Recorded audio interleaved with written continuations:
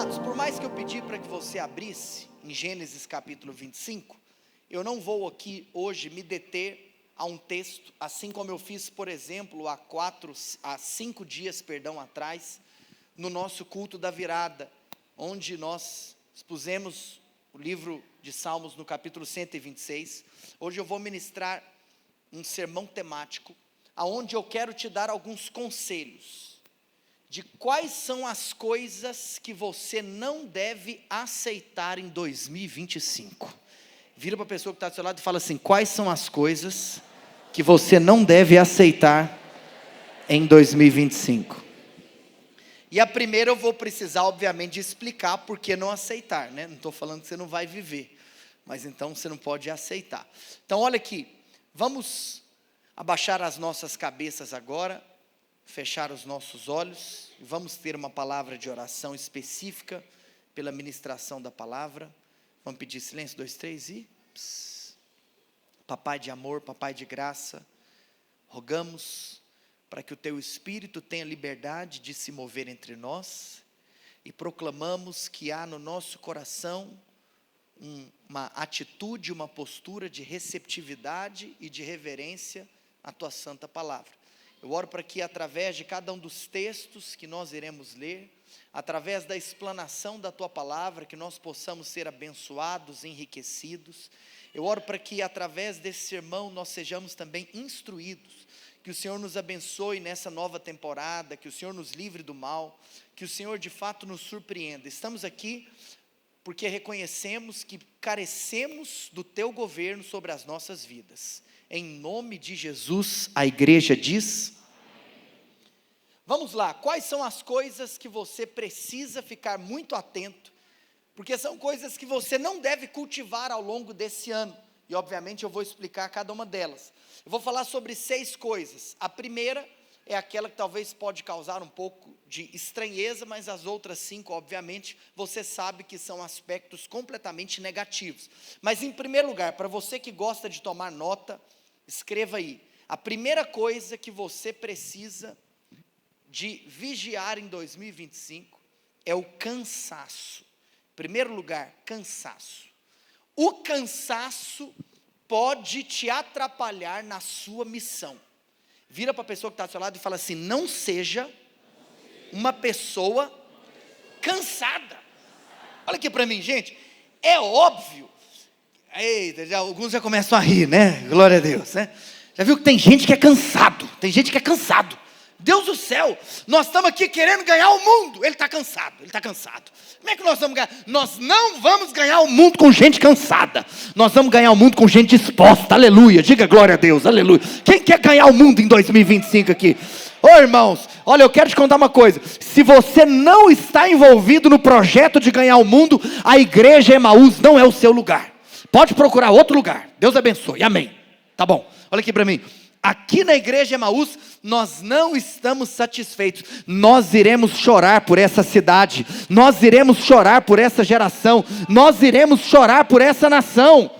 Esse é o nosso turno. Essa é a nossa vez. Nós não iremos apenas assistir aquilo que o Senhor está fazendo no nosso derredor. Nós queremos ser participantes ativos daquilo que o Senhor deseja derramar sobre os nossos dias. Ô irmãos, como é precioso contemplarmos aquilo que o Senhor fez na palavra de Deus no Antigo Testamento, através dos patriarcas, através dos profetas, no Novo Testamento, através dos apóstolos.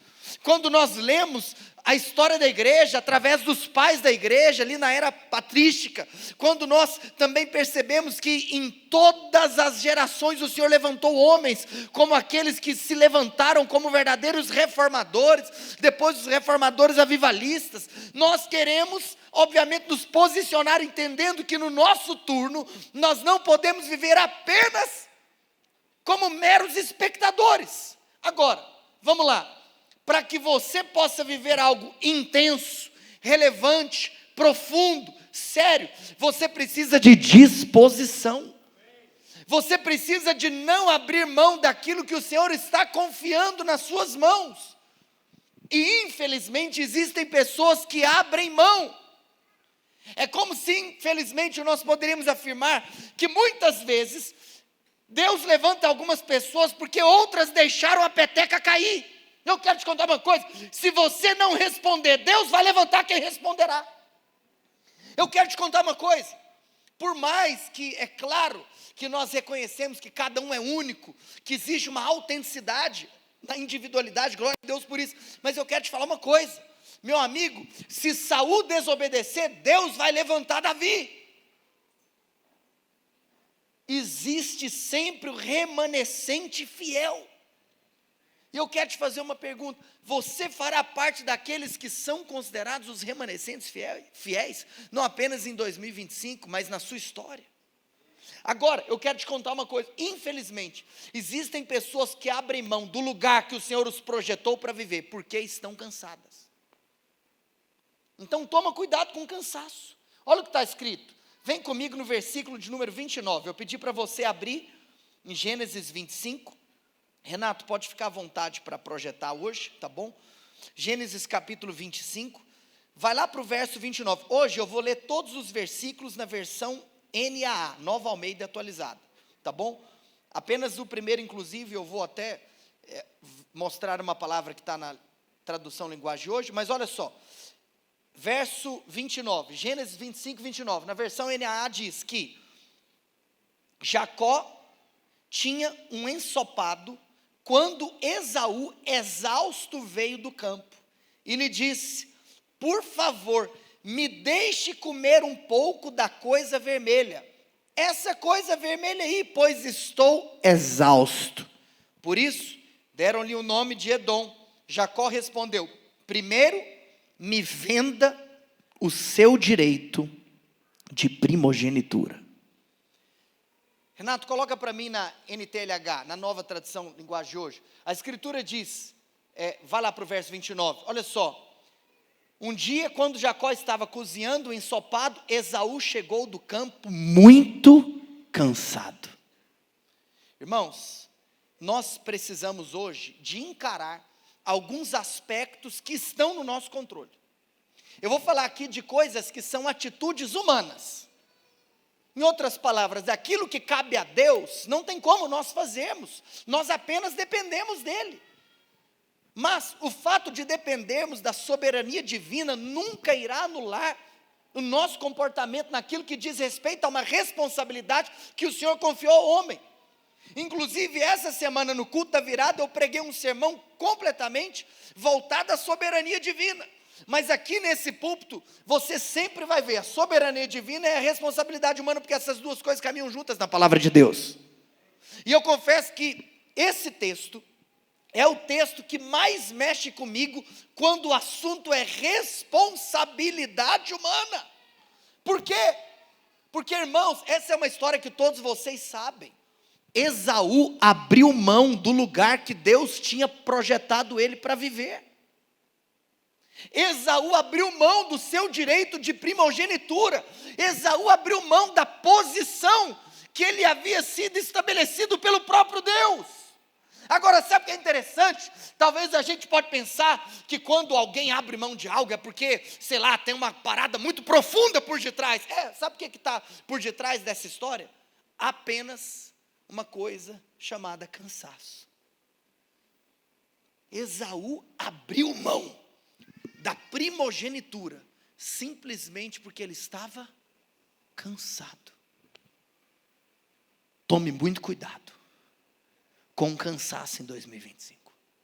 Não seja uma pessoa cansada, eternamente cansada. Agora, pastor, mas não existe um cansaço que é legítimo? É claro que existe um cansaço que é legítimo. A questão é o que você vai fazer quando você estiver cansado. E eu quero te falar duas coisas que você tem que fazer. Em primeiro lugar, quando você estiver cansado, não tome decisões.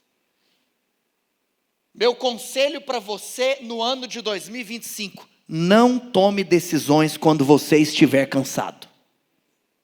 Sabe por que Esaú abriu mão daquilo que o Senhor tinha para ele? Porque ele decidiu tomar uma decisão quando estava cansado. O que isso nos mostra? Que o cansaço é algo natural do ser humano. Agora, você tem condição de saber o que você vai fazer quando você estiver cansado. É impossível você não ficar cansado, porque você não é uma máquina, você é um ser humano. Mas o meu primeiro conselho para você é: quando você estiver cansado, não tome decisões. Porque quando nós estamos cansados, nós estamos mais vulneráveis. Uma pessoa cansada, ela não raciocina direito. Uma pessoa cansada, em busca de alívio, ela só quer saber aquilo que vai aliviá-la. Igual a pessoa esfomeada, já viu? Podia também até apontar para esse caso. Camarada, quando está esfomeado, ele perde a razão. Troca tudo por uma bolacha maisena. Deus do céu. Bolacha recheada. Joga a carreira fora. Que loucura. Então, irmãos, aqui, por causa de um prato de comida.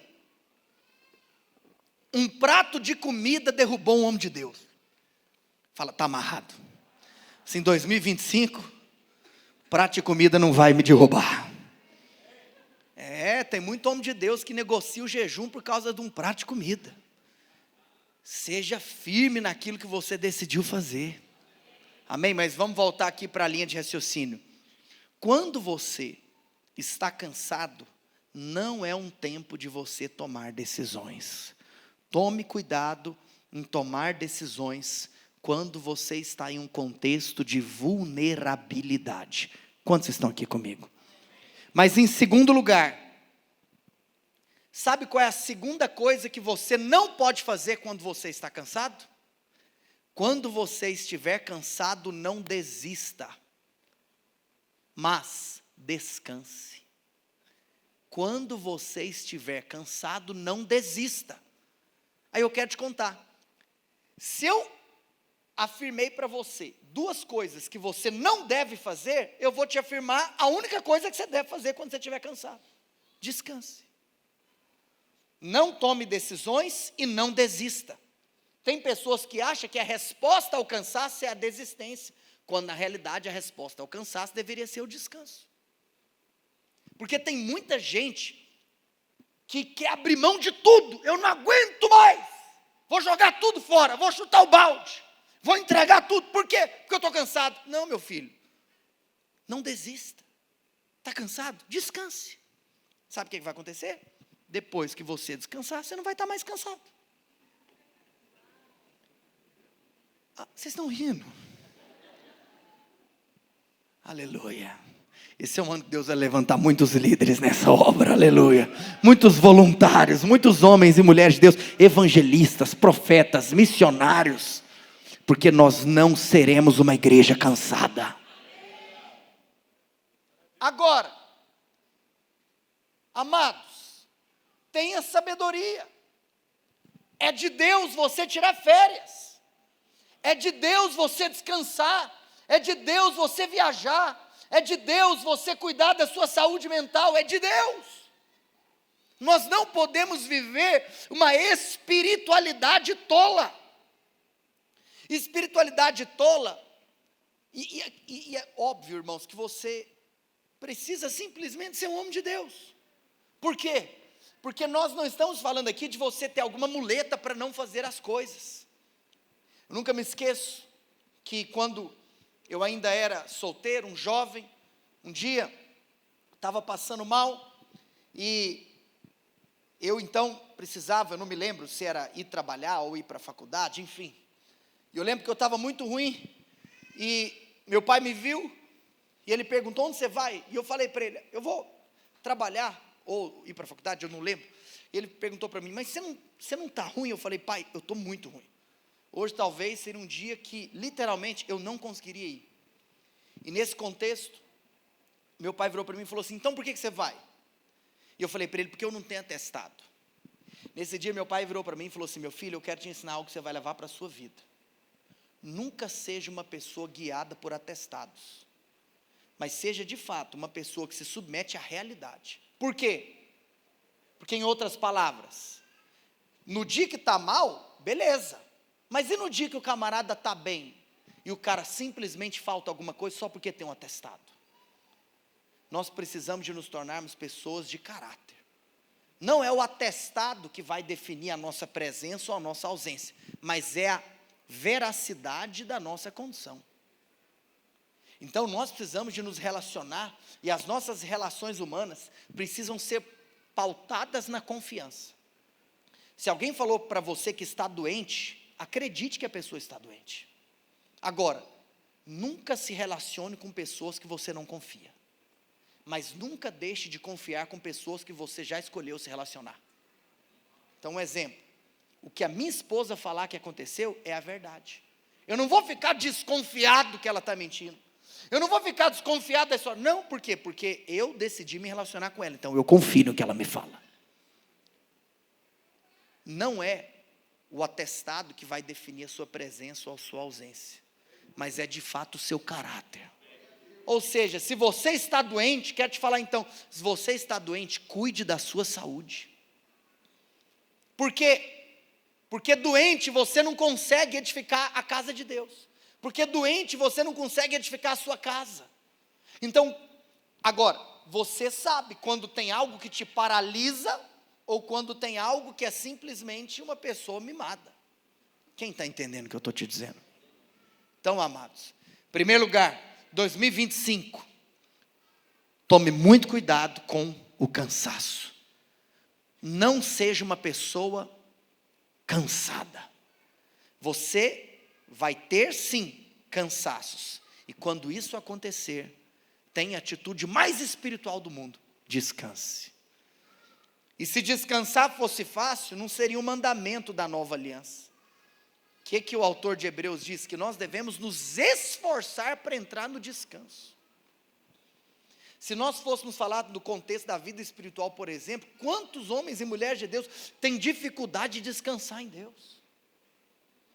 Em outras palavras, quando nós compartilhamos um grande desafio, como por exemplo esse que nós divulgamos aqui, meu Deus, nós vamos ter a gravação de um projeto, custa não sei quantos mil, Jesus poderoso, se eu fosse me preocupar com tudo aquilo que Deus manda a gente fazer, como que vai acontecer?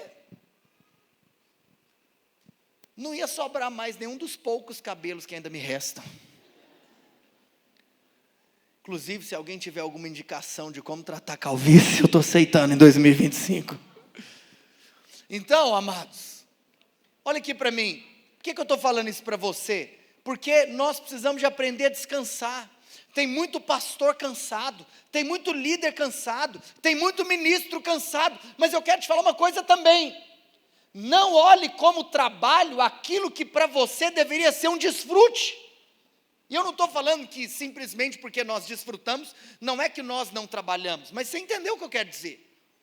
Então, não importa qual é a função que você ocupa, se você for uma pessoa que depende de Deus, você vai colocar a cabeça no seu travesseiro e todo dia você vai dormir. Porque nada pode roubar o nosso sono. Por que nada pode roubar o nosso sono? Porque a palavra de Deus diz que quando eu me deito, eu logo pego no sono. Amados, por que nós dormimos? Porque Deus criou o sono para que nós pudéssemos então ter a oportunidade de reabastecer a nossa força. Então, quero dizer uma coisa para você. Pare de olhar para o tamanho do seu desafio em 2025 e olhe para o tamanho daquele que te chamou para vencê-los. Eu não vou me preocupar com aquilo que já estava aqui antes de eu chegar. Quero te contar uma coisa, a igreja já estava aqui antes de nós. A igreja já estava prevalecendo antes de nós. E ela vai continuar prevalecendo, porque não depende da minha força, não depende da sua força, depende exclusivamente daquele que é o dono da igreja, o fundador da igreja, o edificador da igreja, o protetor da igreja. Então, quero te falar uma coisa, aplique isso em todas as áreas da sua vida. Vamos supor, se você é um empreendedor, você é um empresário, se foi Deus quem te instruiu a você abrir o seu negócio, então, meu amado, descanse no Senhor. Nós precisamos de aprender também esse aspecto espiritual do descanso. Se esforce para entrar no descanso. Quem está comigo, diga amém. Mas a segunda coisa, que você tem que vigiar muito em 2025, é a ingratidão. É a segunda coisa que você não pode aceitar em 2025. Abra a sua Bíblia, na primeira carta de Paulo, aos Tessalonicenses, no capítulo 5, no verso 18. Então, para você que gosta de anotar, eu quero te dar um conselho. Anota o tópico e anota a referência bíblica. Eu falei então sobre o cansaço, Gênesis 25, do verso 29 até o verso 31. Que Esaú perdeu a posição que ele tinha. Por quê? Porque ele tomou a decisão quando ele estava cansado. E eu te dei um conselho: não tome decisões quando você estiver cansado, e quando você estiver cansado, não desista, descanse. Segundo lugar, ingratidão. 1 Tessalonicenses 5,18, NAA, a escritura diz: em tudo deem graças. Por quê? Porque esta é a vontade de Deus para vocês em Cristo Jesus. Amados, olha que coisa poderosa, se nós olharmos para aquilo que a palavra do Senhor nos ensina, que nós devemos dar graças em tudo. E é lindo, porque o apóstolo Paulo ainda continua. Sabe por quê? Porque essa é a vontade de Deus. Se alguém talvez estiver dando graças em um contexto onde, naturalmente falando, não teria razão lógica para você estar grato, e alguém te perguntar: mas por que você está grato com isso acontecendo? Porque é a vontade de Deus para nós que estamos em Cristo Jesus. Em tudo dei graças. Então a segunda coisa que você tem que vigiar em 2025 é a ingratidão. Nós recebemos uma ordem expressamente clara de sempre termos gratidão e exaltarmos ao Senhor, independente daquilo que estamos passando ou daquilo que estamos experimentando. Devemos ser gratos. Eu quero te contar uma coisa: você tem que ser grato tanto por tudo aquilo que você recebe de Deus, e também seja grato por aquilo que você recebe de outras pessoas. Coisa mais feia do mundo, é como se eu poderia afirmar o seguinte: a coisa mais bizarra do mundo, triste do mundo, é o cara que vive cansado. E a coisa mais feia é o cara que vive ingrato. Porque eu também quero te falar que você não deve ser grato apenas por aquilo que você recebe de Deus. Você também deve ser grato por aquilo que você recebe de outros homens. Então, ter gratidão. Seja grato por pessoas que te abençoam, por pessoas que abrem portas na sua vida, por pessoas que te servem. Que em 2025 o Senhor nos livre da ingratidão. Irmãos, isso é tão sério que uma vez, camarada, quem está comigo aqui? Vou te contar uma história então. O camarada estava andando no seu carro de luxo, um carro lindo, maravilhoso, um carro importado. Mas ele pegou uma avenida que dava no aeroporto da cidade. E quando ele olhou para o lado, ele viu o aeroporto. E ele lembrou que naquele dia um amigo dele ia pegar um voo particular, porque o amigo dele tinha um jatinho, um amigo dele tinha um avião. Ele tinha lá um carro de luxo. Mas ele pensou assim: ah, que triste, porque eu não tenho um avião igual meu amigo. Naquele mesmo momento, passou um camarada do lado dele, um carrinho velho. E sabe o que esse camarada pensou? Tudo que eu queria ter na vida mesmo era um carro bonito igual o dele. Mas pasme, na mesma rua do outro lado, passou um homem que estava pedalando uma bicicleta. E ele olhou para aquele carro velho e ele pensou: seria um sonho se eu pudesse ter um carro, mesmo que fosse velho, porque eu demoro muito para chegar no meu trabalho. Mas eu fico aqui pedalando essa bicicleta. O que aconteceu? Na calçada tinha um homem andando a pé. Esse homem então olhou para aquele homem de bicicleta. E ele falou: tudo que eu queria na vida era ter uma bicicleta. Porque eu ando a pé para cima e para baixo. E é muito difícil andar a pé. Mas você sabe? Esse homem entrou na loja. E nessa loja tinha um cadeirante. Quando aquele cadeirante viu aquele homem andando dentro da loja, falou assim: estou aqui nessa cadeira de rodas. Mas tudo que eu queria mesmo era só ter duas pernas boas para poder andar para cima e para baixo. Você acha que é o final? Naquele dia, tinha um homem que estava desenganado pelos médicos em um hospital, em um quarto, em cima da sua cama, naquele leito de desesperança. E ele estava pensando: o meu sonho era poder sair desse quarto, mesmo que fosse uma cadeira de rodas, só para eu poder contemplar de novo o sol nascer e o sol se pôr. Mas eu quero te falar uma coisa: a gratidão, ou a ingratidão não está associada ao que você tem, mas está associada a quem você é. Você pode ser grato ou ingrato, independente daquilo que você tem. Existem pessoas que têm muito, e mesmo assim continuam sendo ingratas. E talvez outras pessoas têm pouco, mas o pouco que têm, elas são muito gratas.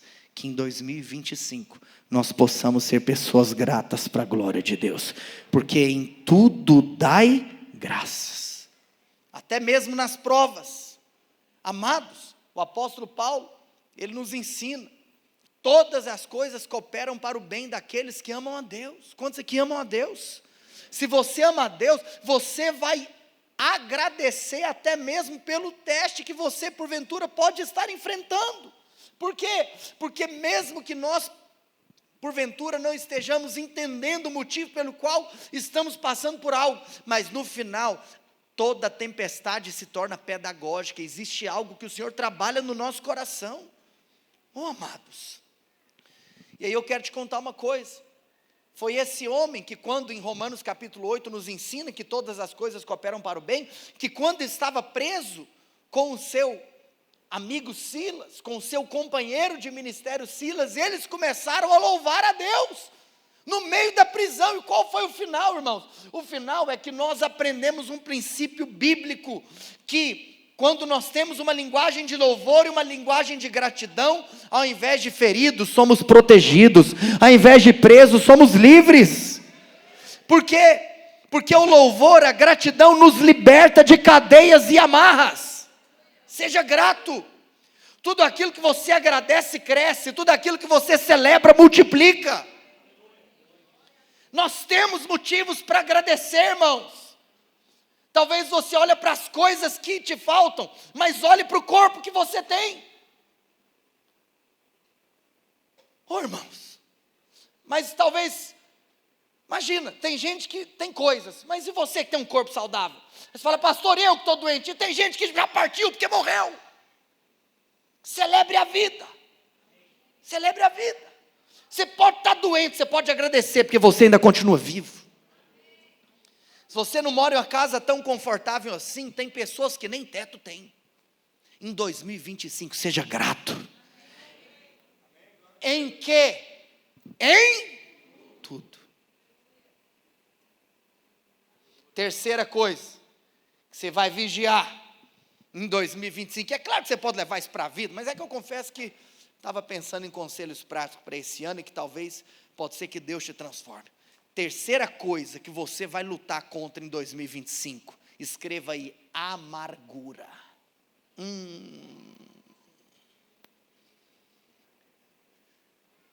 É tempo da amargura ir embora. Quero te dar uma notícia. Se você não sabe, eu vou te contar que você é falho. E eu quero te falar uma coisa, que se você é falho, você vai decepcionar as pessoas que estão ao seu redor. E quero te contar uma outra notícia. Assim como você decepciona quem está ao redor, você também fica decepcionado com os outros. Então, quando o assunto é decepção, nós não devemos falar se, mas nós devemos falar quando. Por quê? É certo que nós precisaremos lidar com decepção. É certo. Não é se, mas quando.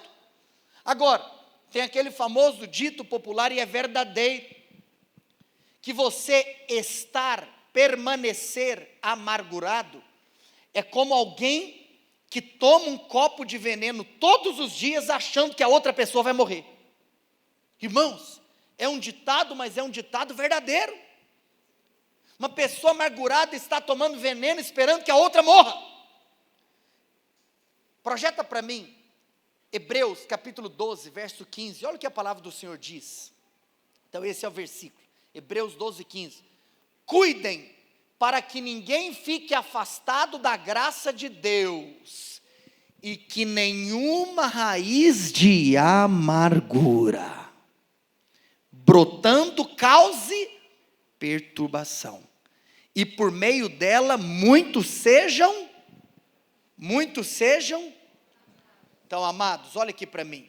A primeira coisa que a amargura faz, ela causa perturbação. Uma pessoa amargurada é uma pessoa perturbada. A pessoa não tem paz, ela perde a paz, porque ela não consegue esquecer. Ou seja, se você permanece, você está tomando uma decisão de viver perturbado. Vê se isso faz sentido. Mas em segundo lugar, irmãos, olha que coisa triste, lamentável, terrível e profunda. A amargura, ela causa contaminação. Por quê?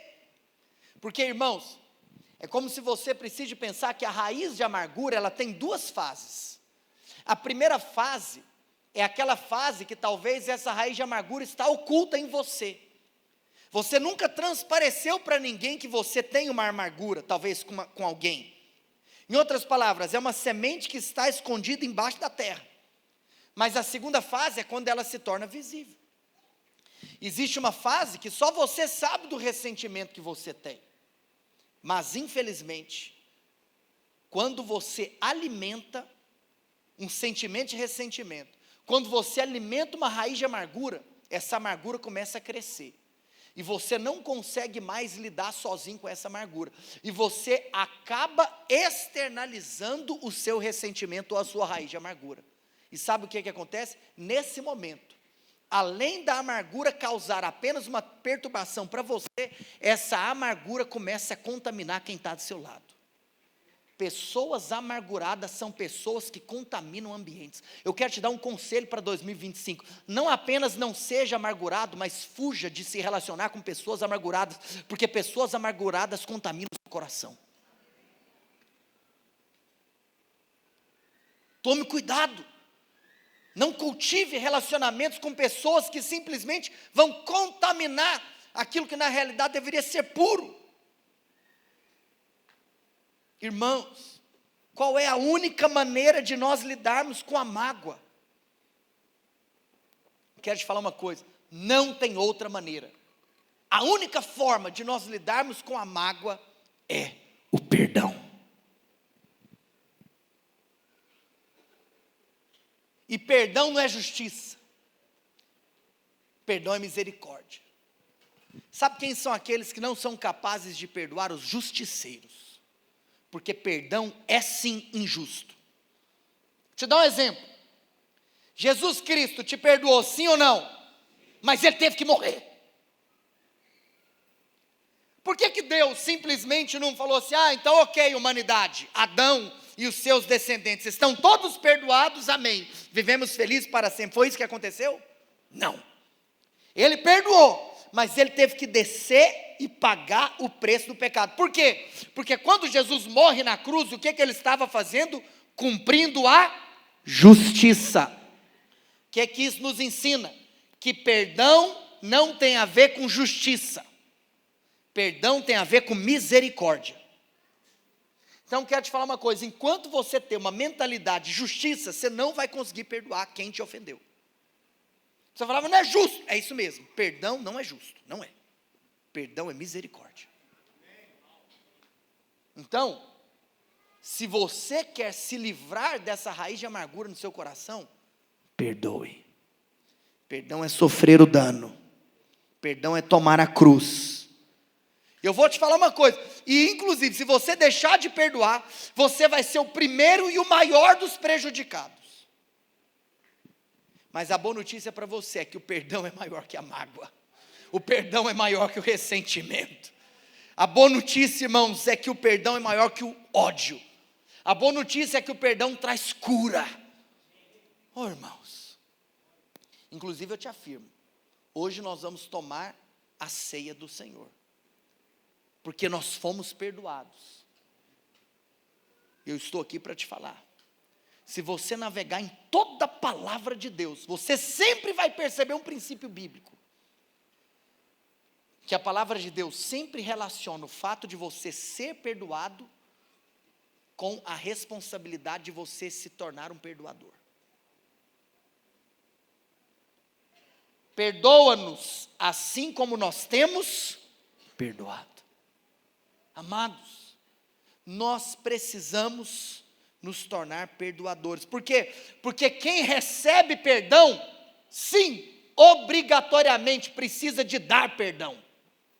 Hoje, você vai celebrar que você recebeu perdão, para que você viva esse ano. E por que nós fazemos isso todos os meses? Para que você viva todos os meses, se lembrando que você precisa dar perdão. Sabe por quê? Porque santidade, olha aqui para mim, santidade não significa você apenas não pecar, mas santidade significa também você se tornar semelhante a Ele. Você não é santo apenas por não pecar. Quanto mais semelhante você é ao caráter dele, mais santo você é. E eu quero te falar uma coisa, Ele é perdoador. É isso que Ele faz. Ele perdoa, Ele purifica, Ele esquece. Oh, amados, eu não vou aqui te iludir. Sim, o padrão a ser imitado é Cristo. Por isso que o apóstolo Paulo falou, sede meus imitadores como eu sou de...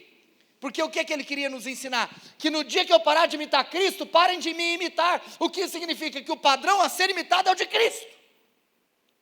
O padrão para ser imitado não é aquele que você mais gosta, é o de Cristo.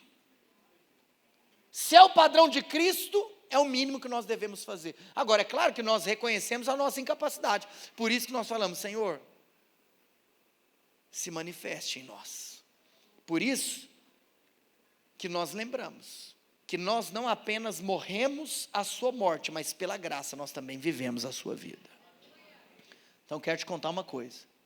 Se ninguém nunca te contou, eu vou te contar. Não perdoar é pecado. Quarto lugar. Quarta coisa que você vai lidar em 2025 que você não vai aceitar. Hipocrisia. Eu profetizo que em 2025, você não vai ser uma pessoa cansada, você não vai ser uma pessoa ingrata, você não vai ser uma pessoa amargurada, mas em nome de Jesus, você também não vai ser uma pessoa hipócrita.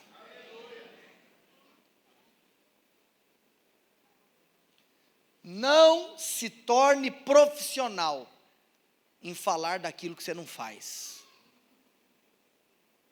Em ensinar aquilo que você não vive. Ô irmãos, nós precisamos de tomar cuidado com a hipocrisia. Isso serve para todos nós. Que em 2025 o Senhor nos livre da hipocrisia. Que em 2025 nós possamos ter o nosso caráter ainda mais moldado.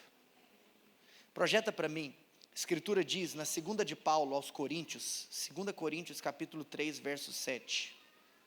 2 Coríntios 3, 7. Olha que coisa interessante. A Escritura diz, se o ministério da morte gravado com letras em pedras se revestiu de glória, ou seja, aqui, Paulo vai falar sobre a nova aliança, mas aqui ele está tecendo um comentário acerca da antiga aliança. O que ele diz? Que na antiga aliança, lá no ministério da morte gravado com letras em pedras, Moisés recebeu a lei do Senhor gravada em pedras, sim ou não? O que aconteceu? Se revestiu de glória, ou seja, a velha aliança também tinha glória. Existe glória sim na velha aliança, tinha glória na lei. Agora, a ponto de os filhos de Israel não poderem fixar os olhos na face de Moisés. Por quê? Por causa da glória do seu rosto. Todavia, a glória da lei, a glória da velha aliança, era uma glória que desaparecia. A versão RA, uma glória desvanecente. Agora, por isso, que todos nós sabemos que nesse momento, Moisés usava um véu. Por quê? Porque as pessoas não poderiam olhar para o rosto de Moisés, para a face de Moisés, por causa da glória. Agora, se Moisés usava um véu, e a glória desaparecia, nós simplesmente apenas reconhecemos algo. Que era impossível saber qual era a medida de glória que estava por detrás daquele véu. Por quê? Porque a glória desaparecia. E aqui, sem afirmar nada acerca de Moisés, porque eu quero fazer uma aplicação pessoal. O que isso significa? Que pode ser que a glória já foi embora, mas você está tampando com um véu a glória que já desapareceu. Ou seja, irmãos, se nós não tomarmos cuidado, nós podemos nos tornar profissionais em colocar um véu e esconder a glória que não existe mais. Muitos usam o véu para tampar a glória que já foi embora. É possível você ostentar uma aparência de glória, mas não ter a realidade de glória. Tome cuidado com a hipocrisia. O que isso nos ensina então? Que nós precisamos de aprender a fazer uma coisa: tirar o véu. Engraçado, desce para mim, Renato, lá para o verso 18, vou só ler o verso 18, e aí eu vou voltar para as considerações acerca desse ponto. E todos nós com o rosto descoberto, na RA diz com o rosto desvendado. O que acontece? Contemplando a glória do Senhor, somos transformados. Sabe quando que você é transformado? Quando você tira o véu da hipocrisia. Agora, isso nos aponta para quê? Nos aponta para nós não permitirmos que coisas permaneçam ocultas na nossa vida. Em 2025, tome cuidado com aquilo que está oculto na sua vida. Tome cuidado com aquilo que você ficou tentando passar 2024 inteiro escondendo de todo mundo. Se você tem algo para confessar, eu quero te dar um conselho: confesse. Tire o véu. Não permita com que nada fique escondido. Sabe qual que é uma das maiores mentiras que o diabo pode lançar sobre a sua mente? Que você consegue lidar sozinho com os seus problemas. Tome cuidado. A vida cristã não foi feita para você vivê-la de maneira sozinho. Procure pessoas maduras. Procure pessoas de Deus. Procure pessoas que te amam de verdade, mas confesse o que está oculto. Por quê? Porque a confissão, irmão, sabe o que a confissão faz? A confissão, ela tira a capa da reputação. Porque quando nós confessamos uma fraqueza, a nossa reputação vai embora. Mas eu quero te falar uma coisa: quando você se desnuda, quando o seu rosto é descoberto, você vai ser transformado. Porque a luz de Cristo é o caminho da transformação. Nós não podemos aceitar a glória ir embora e a capa ficar. Tira a capa da reputação. O que adianta você ter a sua reputação, mas não ter mais a sua realidade? Que o Senhor nos livre, como igreja, de algum dia, inclusive, que o Senhor nos livre, às vezes, a custas de manter uma estrutura girando, de perder a vida. Que o Senhor nos livre de negociar a vida às custas de uma estrutura. Que 2025, pela graça de Deus, que o Senhor nos livre de toda hipocrisia. Mas quinto e penúltimo lugar, o time de adoração pode vir. A quinta coisa que você tem que vigiar em 2025, anota aí: o amor ao dinheiro. Amor ao dinheiro. Projeta para mim 1 Timóteo 6. Vou ler do verso 6 até o verso 10. A Escritura diz: de fato, grande fonte de lucro é a piedade com o contentamento. Porque nada trouxemos para o mundo, nem coisa alguma podemos levar dele. Tendo sustento e com que nos vestir, estejamos contentes. Mas os que querem ficar ricos caem em tentação, em armadilhas e em muitos desejos insensatos e nocivos, que levam as pessoas a se afundar na ruína e na perdição. E o verso 10 diz que porque o amor ao dinheiro é a raiz de todos os males. E alguns nessa cobiça se desviaram da fé e atormentaram a si mesmos com muitas dores. O amor ao dinheiro faz com que pessoas se desviem da fé. Amados, interessante, obviamente, reconhecermos que a Escritura diz que a raiz de todos os males é o amor ao dinheiro e não o próprio dinheiro. Sobre o dinheiro, nós teríamos, inclusive, algumas considerações a fazermos a seu respeito. Interessante que o dinheiro, ele é muito mais do que uma moeda. O dinheiro é um ídolo. O dinheiro é um espírito. O Senhor Jesus chamou o dinheiro de mamon. Sabe o que é interessante também? Que Jesus não chamou o diabo, ou o imperador romano, ou nenhuma das autoridades judaicas de Senhor, mas chamou o dinheiro. Então o dinheiro é muito mais do que uma moeda. Ninguém pode servir a Deus e as riquezas, porque ninguém pode servir a dois senhores. Entretanto, obviamente, é preciso afirmar que o dinheiro por si só não é maldição, pelo contrário, o dinheiro por si só é uma bênção. A palavra do Senhor diz que a bênção de Deus enriquece, que é Deus quem adestra as nossas mãos para adquirirmos riquezas.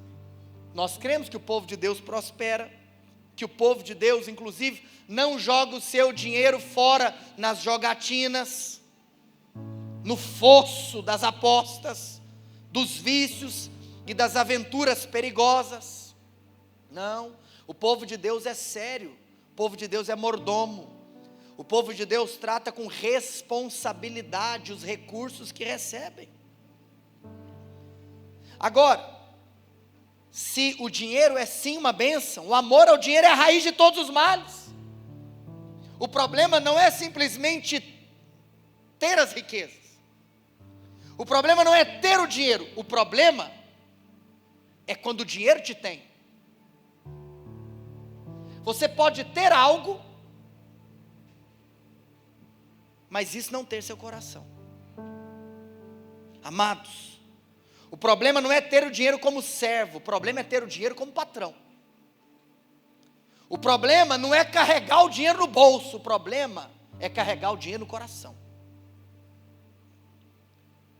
O amor ao dinheiro é o grande Deus desse século. Pessoas vivem e morrem por causa do dinheiro. Talvez é o ídolo mais adorado. Pessoas se casam por causa de dinheiro e pessoas se divorciam por causa de dinheiro. Pessoas corrompem e são corrompidas. Amados, sabe qual é um dos versículos mais tristes da palavra de Deus? Projeta para mim Mateus capítulo 26. No versículo de número 14, 15, a Escritura diz: então um dos 12, chamado Judas Iscariotes, foi falar com os principais sacerdotes, e a Escritura diz, ele disse: quanto me darão para que eu o entregue a vocês? E pagaram-lhe 30 moedas de prata. Todas as vezes que você abre mão de ser um discípulo de Jesus, por causa da sua preocupação com dinheiro, você está vivendo debaixo do espírito de Judas. Existem pessoas que não priorizam o reino de Deus e a sua justiça.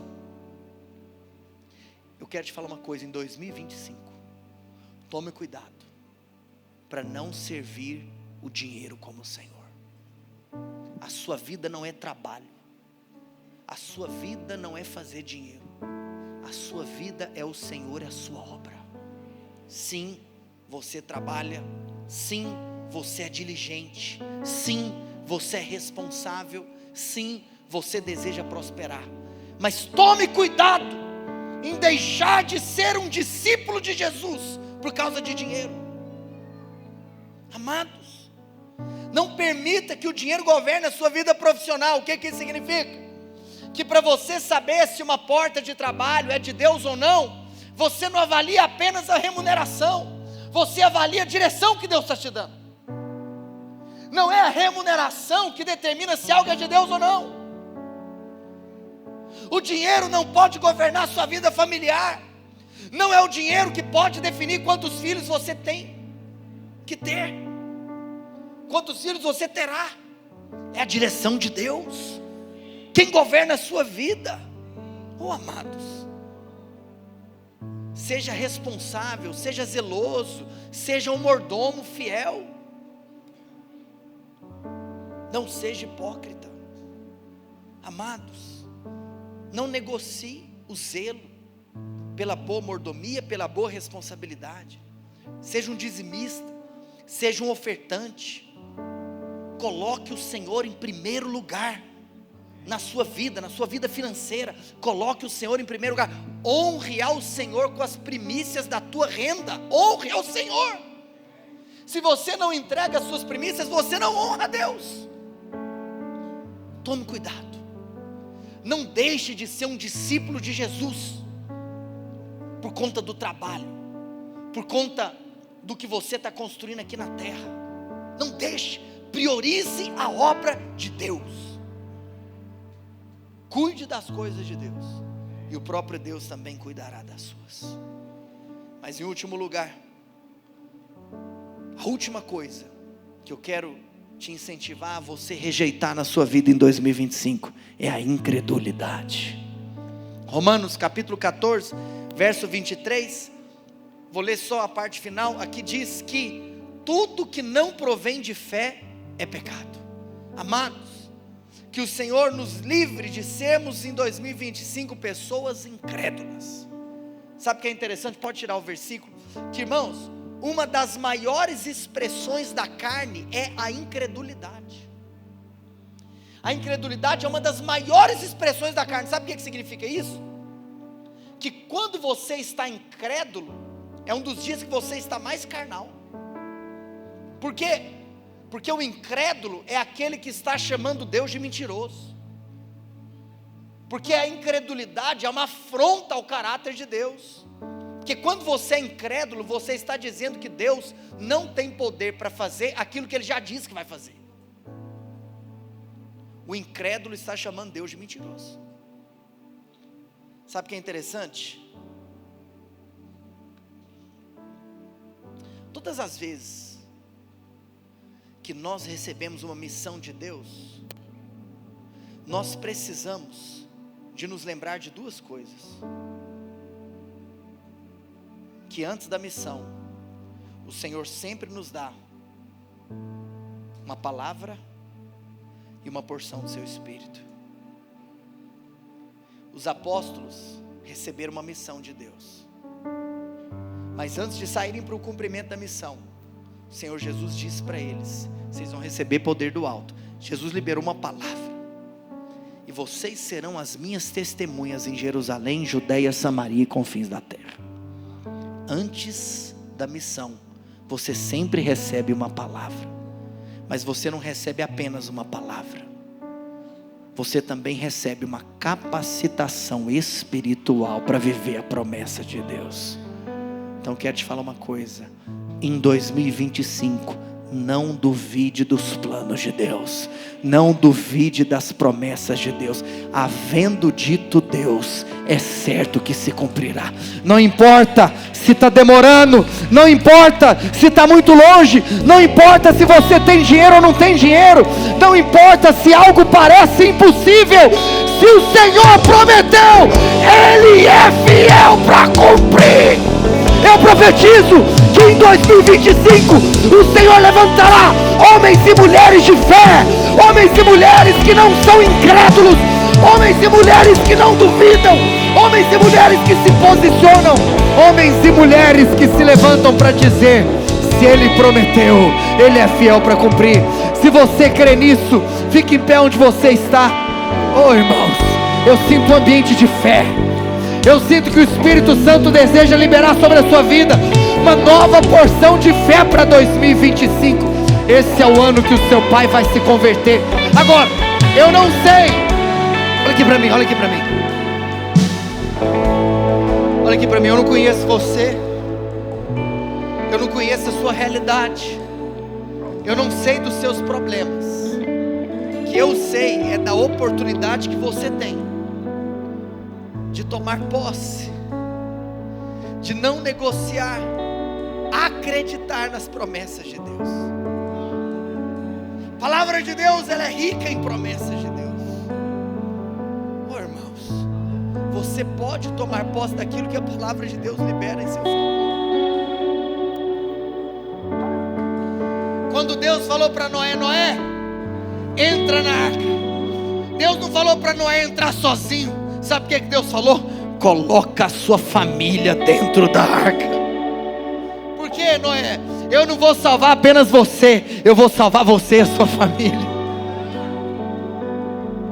Quando aqueles 2 espias conheceram Raabe e disseram para Raabe: Raabe, é o seguinte, nós vamos entrar, nós vamos destruir toda a cidade de Jericó, mas você vai fazer o seguinte, você vai colocar um fiozinho vermelho na janela de fora da sua casa. Nós vamos destruir tudo, menos a sua casa. Em outras palavras, não apenas você não será destruída, mas a sua casa não será destruída. Coloque dentro da sua casa os seus familiares, porque eles também serão poupados. Atos capítulo 10. Que isso, varão? Atos capítulo 10. Nós temos algo poderoso. É o Pentecoste dos gentios. A palavra do Senhor diz que Pedro teve uma visão, um êxtase espiritual. Irmãos. E através daquela visão, Pedro entendeu que a porta do evangelho deveria ser aberta aos gentios. E naquele momento, a palavra do Senhor diz que ele vai até Cornélio e ele prega o evangelho. E sabe o que é poderoso? Que a palavra de Deus não diz que apenas Cornélio creu. A palavra de Deus diz que Cornélio e toda a sua casa receberam a salvação do Senhor naquele dia. Estou te dando relatos que estão contidos na palavra de Deus. Você pode tomar posse, falar: Senhor, eu quero ter o testemunho de Noé, eu quero ter o testemunho de Raabe, eu quero ter o testemunho de Cornélio. Eu tomo posse que a minha casa também vai conhecer o meu Deus.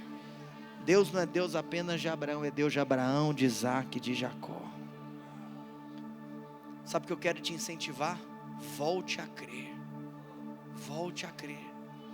Talvez é uma enfermidade crônica que você já vem lutando e que porventura pode ser que você se encontrou desesperançoso de que você pudesse receber uma intervenção sobrenatural. Creia na cura, creia no milagre. Irmãos, eu não sei o que vai acontecer, o que não vai. Eu sei da oportunidade que nós temos de crer. Eu sei da oportunidade que mais uma vez nós temos de falar assim: Senhor, eu não vou desistir, eu vou orar e eu vou clamar até que.